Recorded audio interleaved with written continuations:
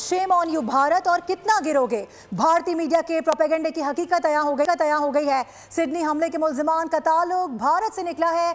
नवीद अकरम के साथी की जानिब से तस्दीक कर दी गई है। पाकिस्तान पर इल्जामात आयद करने वाला भारत खुद दहशतगर्दी में मुलविस पाया गया है। बार बार भारत की जानिब से प्रोपेगेंडा किया जा रहा था, लेकिन अपने ही साथी ने भांडा फोड़ दिया है। बताया जा रहा है सिडनी हमले के मुल्जिमान का ताल्लुक भारत से है। नवीद अकरम का ये साथी है जिसको इस वक्त बोल की स्क्रीन पर देखा जा सकता है। सब कुछ अयां कर रहा है। इसी हवाले से मजीद बात होगी। ब्रिगेडियर रिटायर्ड हारिस नवाज साहब हमें ज्वाइन कर चुके हैं। हारिस साहब, बहुत शुक्रिया वक्त देने के लिए।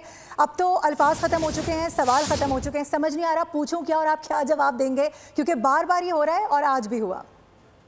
देखिए, बात ये है कि इंडिया को जितनी मार के आपको मार पड़ी है, जो इनका मुंह फैला हुआ है, इनको लगी हुई है, वो इनसे छुपाई नहीं जा रही। प्रॉब्लम ये है वो इनकी खत्म नहीं हो रही है।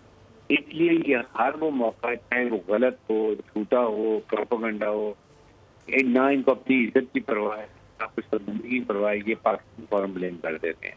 अब आपके सामने ऑस्ट्रेलियन गवर्नमेंट ने किसी को ब्लेम नहीं किया, उन्होंने कहा वी विल इन्वेस्टिगेट। उसके बाद किसी ने किया, लेकिन जो इजराइल, इंडिया और ये जो 5 तालिबान की प्रॉक्सीज हैं, इनके नेक्सिस ने पाकिस्तान को ब्लेम करना शुरू कर दिया। और अल्टीमेटली क्या हुआ कि इंडिया का ओरिजिन निकला, क्लियर हो गया। आप मुझे बताइए कितनी इनके लिए शर्म की बात है। इनको फिर भी इनकी गोदी मीडिया को शर्म नहीं आएगी। They are shameless character. इनको शर्म मगर नहीं आती। ये ऐसे लोग हैं, मैं खुद हैरान हूँ कि ये किस किस्म की शर्म आती है। इसलिए मैं ये बात कर रहा हूँ कि अब पाकिस्तान ने खुद आपके सामने, हम विक्टिम ऑफ टेररिज्म हैं। हमारे 80,000 हमारे फौजी सिविलियन शहीद हुए हैं। $1 बिलियन का हमारा नुकसान हुआ इकोनॉमिक। हम अभी भी लड़ रहे हैं टेररिस्ट के खिलाफ, तो हम कैसे कर सकते हैं? अब ये already suffering lot of things, और हमें इंडिया की तरफ से भी अटैक हो रहे हैं। टॉक्सिक को भी यूज कर रहे हैं इंडिया, और फिर ये पीटीपी ये पाकिस्तान को प्रॉब्लम कर रहे हैं, वहाँ में हमारे कोऑर्डिनेट कर रही। तो इसलिए पाकिस्तान में विक्टिम है। तो ये बताइए कि आप इस वक्त ना इन्फ्लुएंस करते हैं, ना इन्वेस्टिग करते हैं, जाके एकदम पाकिस्तान का नाम ले लेते हैं। अब कितने मुंह पे थप्पड़ पड़ा है, काले रंग का जूता पड़ा है, जब इनको वहां पर रोका है। ये तो उनके पुलिस ने कह रही है तो इंडिया का तो बात तो वहां से, और जिसके बेटा में यहीं पे पैदा हुआ है पाकिस्तान। अब फिर जो दूसरा मुसलमान है जिसने उसको पकड़ा, उसके राइफल थी, जख्मी हुआ, उसकी दुनिया में तारीफ और उसको कहा जा रहा है। ये इनकी शर्मिंदगी आलम में शर्मिंदगी होती है। अब हारिस नवाज साहब, ये एक अपनी नौयत का एक पहला वाक़या तो नहीं है, लेकिन फिर भी ये इंटरनेशनल मीडिया चूंकि अब इसको हाईलाइट कर रहा है और ये इंटरनेशनली हुआ है, ना भारत का वाक़या है ना पाकिस्तान का, तो पाकिस्तान के पास तो बड़ा अच्छा मौका है इसके साथ प्ले करने का। बल्कि इस वाक़े को जवाब बनाकर बहुत ज़्यादा आवाज़ उठाई जा सकती है मुख्तलिफ प्लेटफॉर्म्स पर।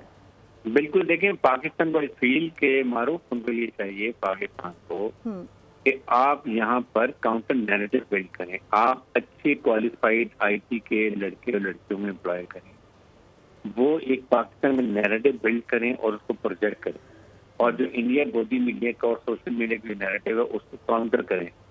ये हमें जो हम नहीं करती हुकूमत पाकिस्तान की इंफॉर्मेशन डिपार्टमेंट जनरल है, ताकि ये जो फिर हमारे पर अटैक हुआ है, जिसका नैरेटिव है कि पाकिस्तानी फौज और अवाम में जो एतमाद है उसको कमजोर करो, फौज को कमजोर करो, इराक लेके सीरिया की तरह नुकसान होता है। इसके लिए हमें नैरेटिव बिल्ड करनी चाहिए, हमें इनको काउंटर करने की जरूरत है। हमारा मीडिया इस वक्त बहुत ज्यादा हाई रेटेड है। इंडियन गोदी मीडिया इज जीरो, उसको कोई सुनता नहीं। मार्का में जिस तरीके से हमारे मीडिया ने एक ऑब्जेक्टिव जो है वो मेसर किया, पास की इंफॉर्मेशन पास की, फैक्ट एंड फिगर की तरफ पास की, ISI ने पूरा उनको सपोर्ट किया, जिसको दुनिया ने पाकिस्तान को सुना। जो पाकिस्तान ने कहा कि हमने जो साथ चार्ज जो है, तो साथ ही कुछ हमने प्रूव किया कि साथ गिने और एक डैमेज हुआ है। ये इससे हमारी क्रेडिबिलिटी बढ़ी है, और इंडिया गोदी मीडिया को अब कोई नहीं सुनता। बिल्कुल। अच्छा हारिस नवाज साहब, आप नहीं समझते कि ये वाकया तो खुद इंडिया के खिलाफ बहुत बड़ी चार्जशीट साबित हो सकता है?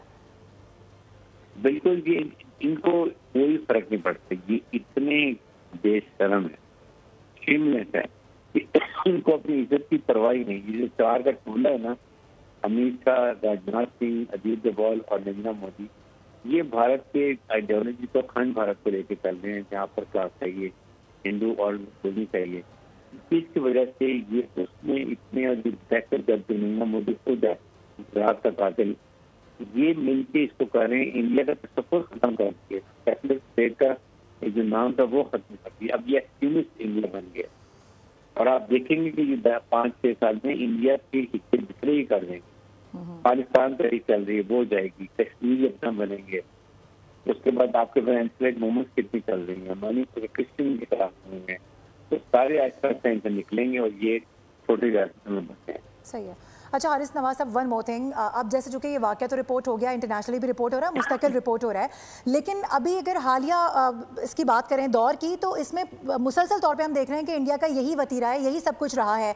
अब जो इंडिया इस वक्त जिस जगह पर स्टैंड कर रहा है, आप नहीं समझते कि इंटरनेशनली जिस तरह से सिर्फ पाकिस्तान आवाज़ उठा रहा है और लोगों को भी उठानी चाहिए? ट्रम्प का मौक़िफ़ सामने आया, वो भी हमने देखा है, वो कह रहा है भाई अपनी सरगर्मियाँ जारी रखें, इस मामले के पीछे जो कुछ भी होगा उस पर हम भी देखेंगे मामलात के क्या हो रहा है। ऑलरेडी जो वहाँ की गवर्नमेंट है ऑस्ट्रेलिया की, वो बड़ा अब सख्त इकदाम उठा चुकी है। अब आने वाले दिनों में इंडिया को कहाँ स्टैंड होता देख रहे हैं? मुझे तो नहीं लगता कि अब किसी भी किस्म की खबर वो सही भी होगी तो उस पर यकीन करेगा कोई यकीन नहीं करता। आई थिंक यूनाइटेड नेशन में एक रेवोल्यूशन आना चाहिए कि आइंदा के लिए कोई मुल्क किसी मुल्क के खिलाफ propaganda, false information, fake news नहीं देगा। जब तक जिस मुल्क में हादसा हुआ हो वो मुल्क अपनी इंक्वायरी कंप्लीट करे, इन्वेस्टिगेशन कंप्लीट करे और उसके बाद बात करे। सही। इससे पहले जो मुल्क करेगा उसके खिलाफ कानूनी कार्रवाई होनी चाहिए।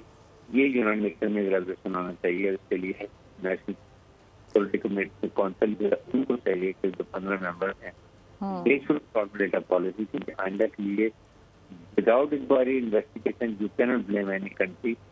और इंडिया भी इतना गैर जिम्मेदार है कि इतना बड़ा एक प्रूव कर दिया हमारे साथ में कि नहायत ही इररिस्पॉन्सिबल इमेच्योर न्यूक्लियर मुल्क जो फॉल्स फ्लैग और फेक ड्रामा करके अपने अंपायर न्यूक्लियर मुल्क पर अटैक कर दे विदाउट थिंकिंग इसके कॉन्सिक्वेंसेस क्या होंगे, इसके फॉलो क्या होंगे, लड़ाई डायनामिक्स क्या होते हैं, इस रीजन को क्या नुकसान हो सकता है, ग्लोबली क्या नुकसान हो सकता है, ये दुनिया में रियलाइज कर लिया है। इसीलिए दुनिया कश्मीर के मसले को हल करना चाहिए। ये न्यूक्लियर प्लेटफॉर्म बने 100%। आप बिल्कुल सही कह रहे हैं कि अभी के अंदर बाकायदा तौर पर हमें इस हवाले से आवाज़ उठानी चाहिए। जितने भी ममालिक वहाँ पर मौजूद हैं उनको बताना चाहिए कि भारत क्या कर रहा है। साथ रहने के लिए बहुत शुक्रिया। ब्रिगेडियर रिटायर्ड हारिस नवाज अपना कीमती वक्त दे रहे थे, बहुत शुक्रिया आपका।